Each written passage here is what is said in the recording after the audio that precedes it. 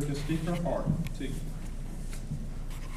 First of all, I'm scared to death. I'm just not used to this, and I'm scared, especially because my son's here. I'm not listening. But I'll just start with when Steve came and asked me if I would do a testimony. I didn't know what to say because I didn't know really what he wanted. But years ago, I remembered that a friend, a Catholic friend, had told me about the things that were going on in the spirit world. And I was very, very anxious to know. So I joined the church when I was 9 years old. I was at the church by myself, and when they had the altar call, I just couldn't sit there. I had to go up. And for those years, I've always loved the Lord and tried to serve him. But as my son will know, that many, many times I fell out of grace and got back into sin, and I'd have to go and ask forgiveness. And as Steve has said this morning, that Jesus will never leave us or forsake us. And I wish my hands would quit shaking. And we know that that's true, that no matter what we do, he will take us back.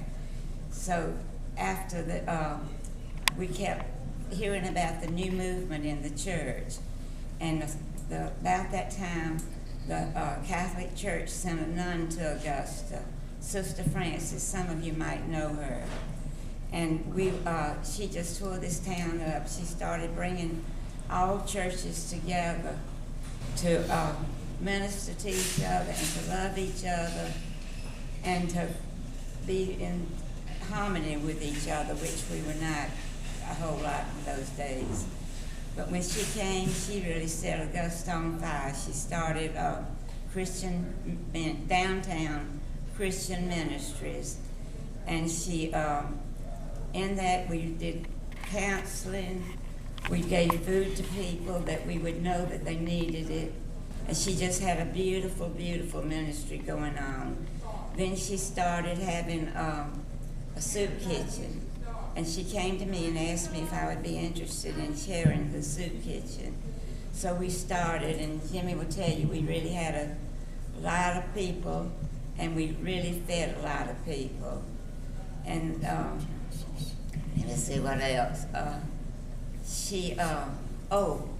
About that time, a lot of young women were coming to my house and asking for advice, and we never knew we never knew exactly how that started, but there were many, many beautiful young women that needed help, that had failing marriages, and the children were rebellious, and there were all kinds of reasons. So we formed a prayer group at my house on Monday nights, and we've met every Monday for about 8 years. And these girls were just beautiful girls. I would go and tell Sister Frances what they would do. I'd say, God's girls did this, and God's girls did this. And one day she stopped me and she said, Ann, they're not your girls, they're God's girls. So that's how we got our name. So I did have to disband after my husband had a stroke. But those girls have gone on and ministered all over town.